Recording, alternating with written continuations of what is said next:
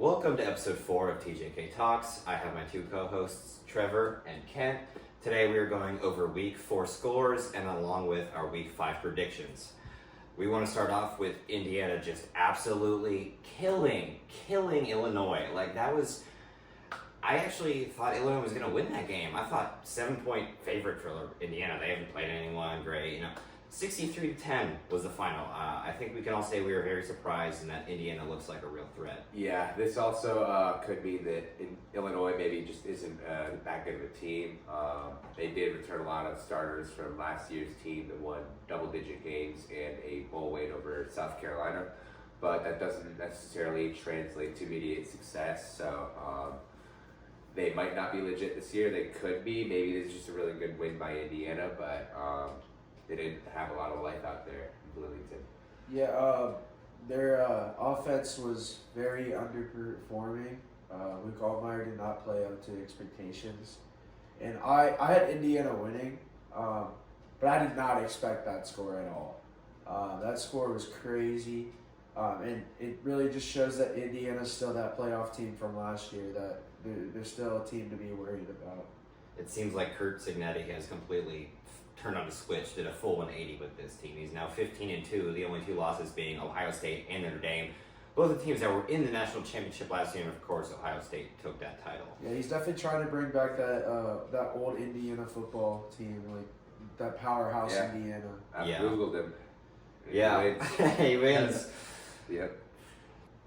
Another game that we watched this weekend was the Oklahoma versus Auburn game.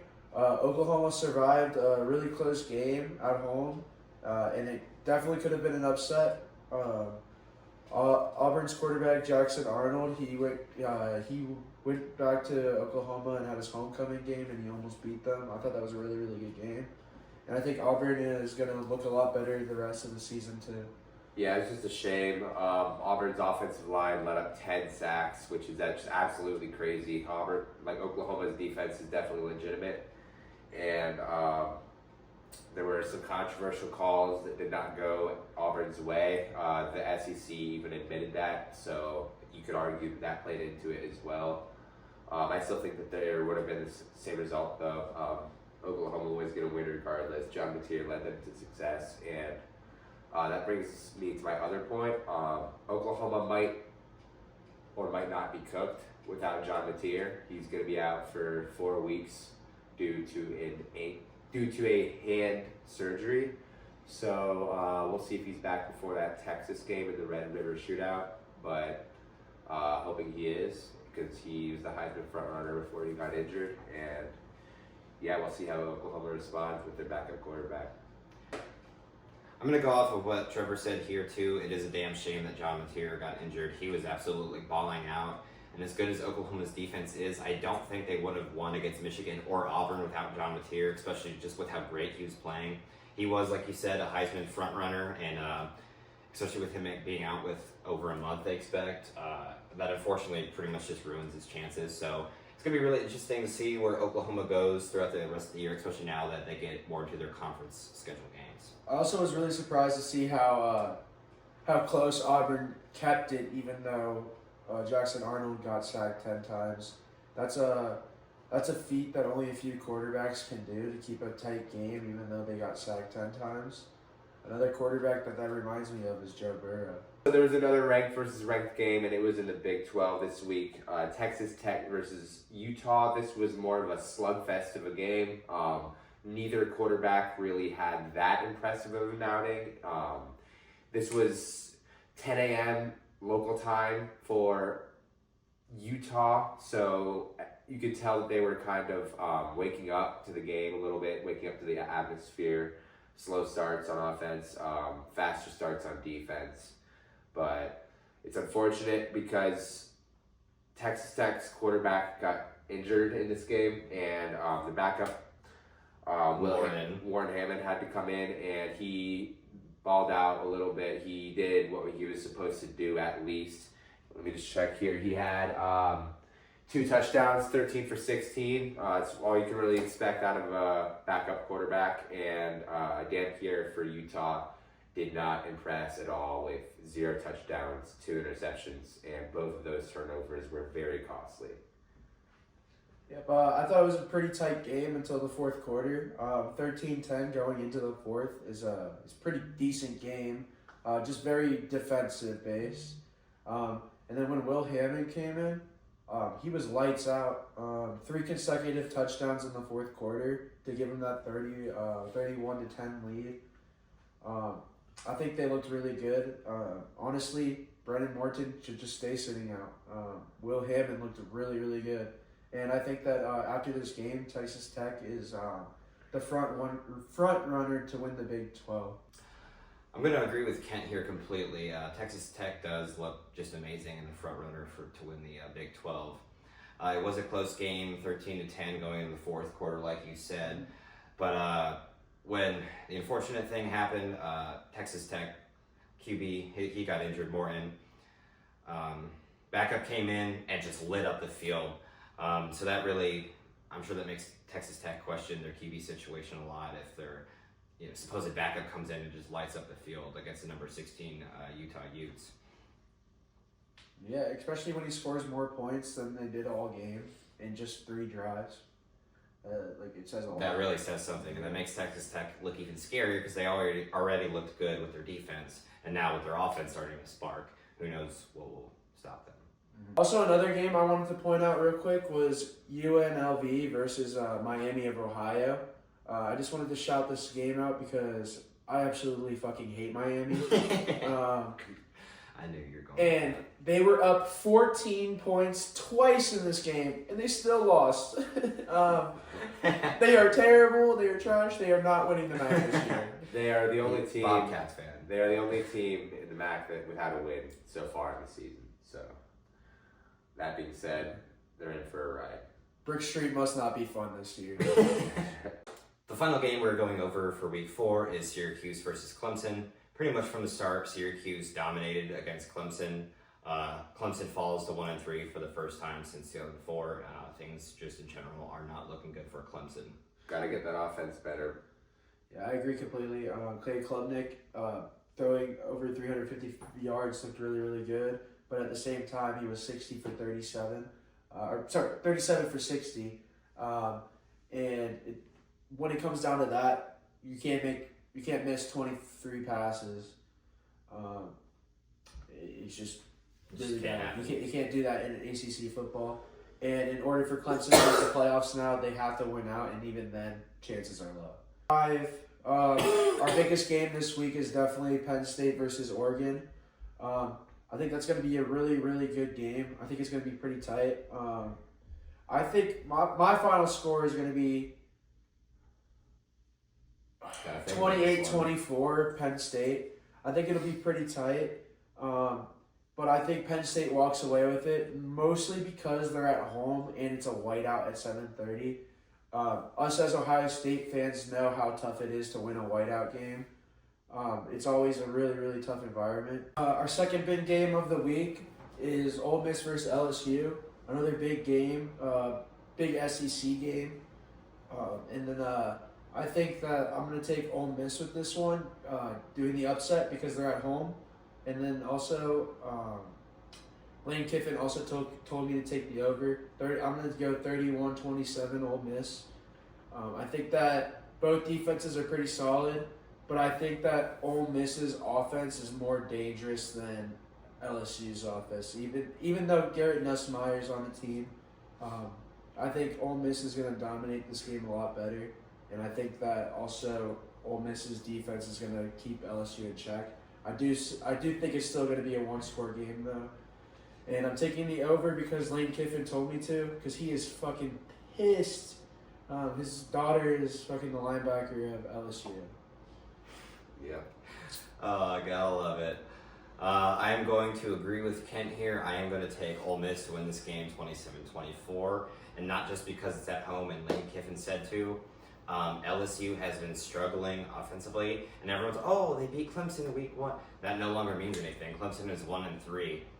So at the time, yes, it was a good win, but now it simply is not. And LSU has just struggled offensively. That could just be them not opening the playbook. I could be wrong, but I still think Ole Miss is going to take this game 27-24.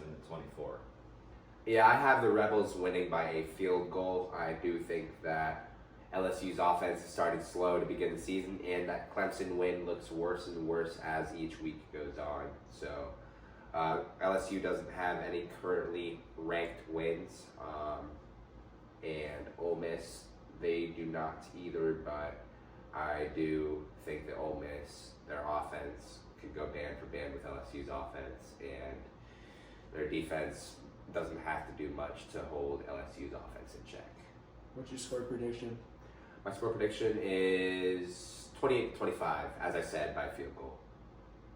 Third game we're going over for week 5 is Illinois versus USC. USC has played not great teams up until Michigan State last week. Well, we'll see how Michigan State is, but they are at least in a conference game. They did win that game. However, I am actually going to take Illinois to win this game. And I know it sounds crazy considering they just got absolutely demolished last week, but I think at home, I think give them a week to recover. I think they have a bounce back week against USC. I think they take down the Trojans 28-20. I do think it's going to be a really great game. With Illinois losing last week, I think it's a great bounce back point.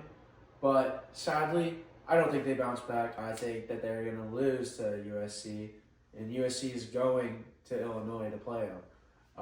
I think USC wins by a touchdown or two. It's just that Jordan Mailata has been playing lights out. He has 1,200 plus yards on the season, 9 touchdowns and 0 interceptions, and he has a Big Ten win already. Illinois does not. They lost that Indiana game. And I think that USC takes this win.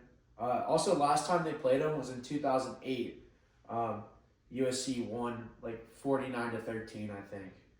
Yeah, I have the away team as well. Illinois, they do have, I wouldn't be surprised at all. This is a very 50-50 game for me. I wouldn't be surprised at all if Illinois does come out victorious, but my personal pick is USC because Jaden Mailata, he has the most passing yards in the FBS with 1,223, and Kyle Lemon, the Trojans' #1 wide receiver, is having a very productive year as well. USC seems to have, I'm not going to say revamped their defense because they haven't really played anybody yet, but they started the year off a lot better on defense this year than they have the previous years under Lincoln Riley.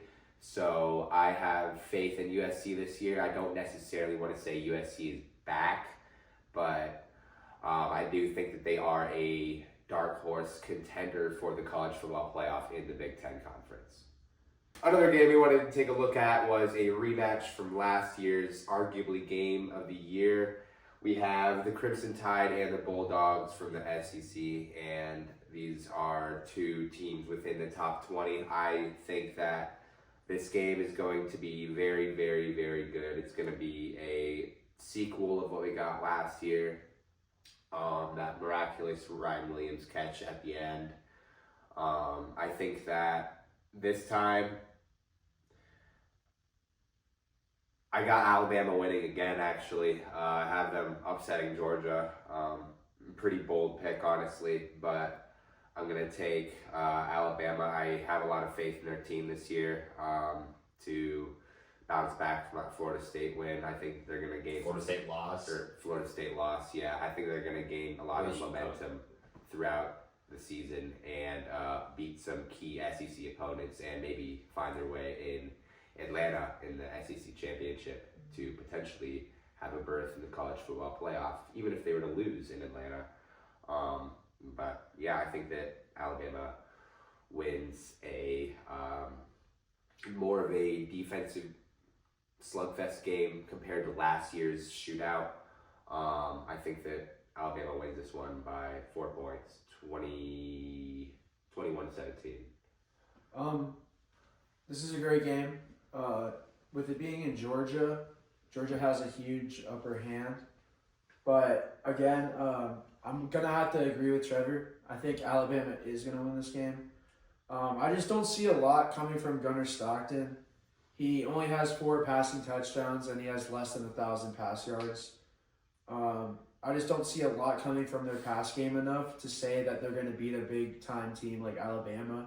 And then Alabama's only loss is to Florida State. We thought that was terrible at first, but now that the season's come on, like Florida State is really, really I good. mean, they're currently ranked 8th, and they've looked pretty much unstoppable so far. So it's starting to look. I mean, they've already doubled their wins from last season, so that win looks more and more like Florida State was just a great team. Yeah, and then also on top of that, I feel like Ty Simpson's really turning it around since that first game, and he's starting to get used to this Alabama football, and then I think that Alabama's gonna beat Georgia, are gonna destroy Georgia's win streak.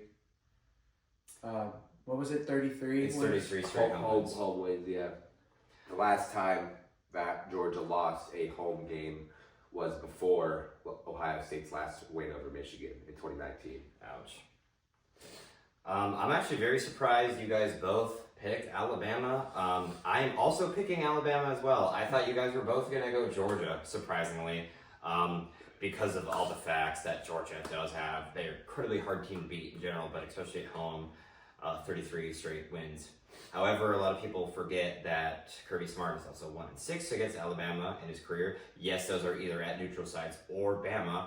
However, I just think Alabama gets the upper hand, puts an end to their long streak, and wins this game 30-27 in a classic.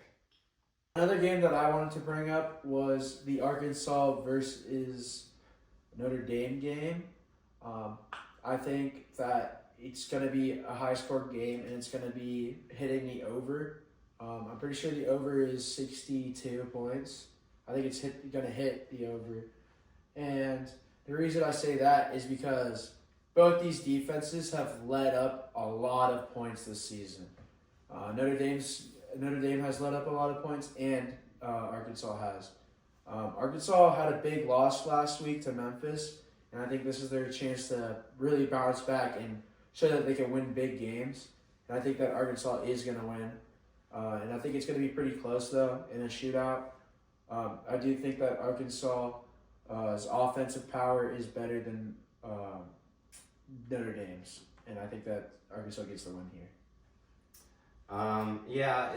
This point spread is pretty good. I believe it's set at 2.5. Notre Dame currently ranked 22nd at 1-2, or were they 1-2? Yeah, 1-2.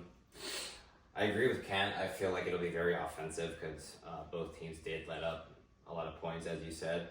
However, I am going to pick Notre Dame to win this game. People say, oh, Notre Dame's 1-2, they shouldn't be ranked, but they did lose by a total of 4 points to the 2 losses they had against very good ranked teams. So I think Notre Dame is going to take the win here, and I think they should get more credit.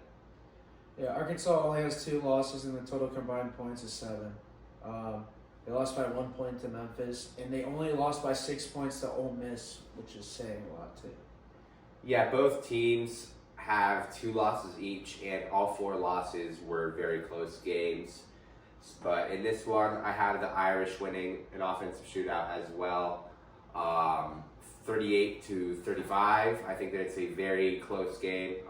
Some would say an instant classic, but I think that Notre Dame pulls away at the end. I think that Jeremiah Love has over 200 rushing yards and at least 2 total touchdowns.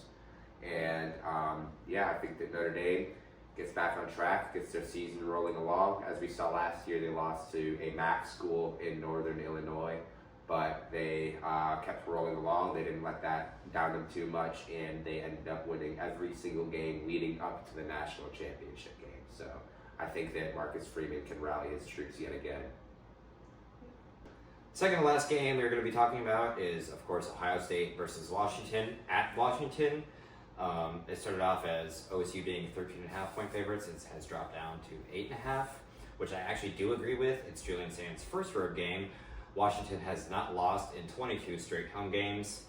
I do think it is actually going to be a very close game from the start. It's definitely not an easy game for the Buckeyes. However, I still will pick them to win in a very close game. I am going to take them 30-23, a 7-point win over the Huskies in Seattle. Yeah, I do have the Buckeyes going in there, and covering the spread. I have them winning 33-23 by 10. But at the same time, I don't think that this score necessarily depicts how the game goes. I think that there are a lot of Ohio State mistakes that are made on the offensive side. I think that this game being in Seattle, I think that the loud crowd environment gets to Julian Sain a couple times. Maybe I think that we're going to see a decent amount of false starts by the offense. I think that we're going to see maybe a couple interceptions by Sain, maybe one, maybe none. But I think that it's very possible he throws a couple picks, but I think that he's going to remain efficient besides that and lead Ohio State to the victory. Like I said, both teams undefeated in the Big Ten. I think that Washington should be ranked. I think that it's kind of silly that they're not. I think it's even stupider that they don't even have a single AP vote. None of the AP voters even had them in the top 25, much less are they in the actual AP top 25.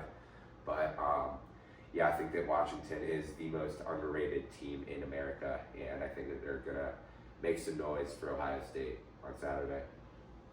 Those are some really good predictions that I'm not listening to. I think it's going to be 35-17. I think Ohio State's going to win this one. Even though they have 22 straight home wins, I'm going to do the same thing that I did with Alabama and Georgia. I think that Ohio State goes in there, takes care of business, and that's what brings me to my my real MVP this week. I think Julian Sain really balls out, and this is where we find out if he's a really good quarterback or not. Oh yeah, that's a good pick. That's a great pick. Who's your MVP for this week, Jake? My MVP, I think, for this week is going to be Ty Simpson on Alabama. Like Kent said earlier, he's just been balling out, game in and game out, ever since that Florida State loss. I think he's going to go into Athens, which is extremely difficult, by the way. I think he's going to help carry his team to a win against the Bulldogs. Yeah, that's a great pick. My most valuable player for this week is going to be the sophomore running back for the number 13 Rebels, Kawan Lacey. I think that he is going to have a very productive day. LSU has shown that they have been somewhat susceptible to the run this year. The one time that they did get gashed just a little bit, they showed some weakness against Clemson. The one decent team besides, I guess you could say, Florida that they played, even though Clemson is falling off a cliff now, I do think that they were a little bit better in the beginning of the season. But yeah, I think that Kawan Lacey rips off a couple home run plays against LSU. I think that he gets 3 touchdowns rushing, and he could even catch one, maybe 4 total touchdowns. I think that he absolutely balls out, and I think that he is going to lead the Rebels to my victory, which I predicted earlier in this video, over the Tigers, and that is why I have him as my most valuable player for this week. Those are some good picks, guys. This is the last game I wanted to focus on. Ohio University versus Bowling Green. I think this is going to be not a very good game because I think OU is going to destroy them. Even though they didn't play super well against Gardner-Webb, they ended up winning by 20 points. And then also with them beating West Virginia and only losing to Rutgers by 3, I think OU is looking very good this year. And I think, again, I said it once, I'll say it again. I think OU is going to win the MAC this year. Back to back. Back to back. I'm going to agree with Kent here. Bowling Green's not a bad team, a cool little MAC matchup here, but I am going to pick the Bobcats to win this game, and I won't even really say close one. I'll probably pick the Bobcats win by about 2 touchdowns. Not much for me to say here. Bobcats by 30. I think Parker Navarro has 3 touchdowns. And 5 interceptions, unfortunately. That is our recap for week 4 and our predictions for week 5. Tune in with us next week to see our recap of week 5 and our predictions for week 6. And as always, like, comment, subscribe.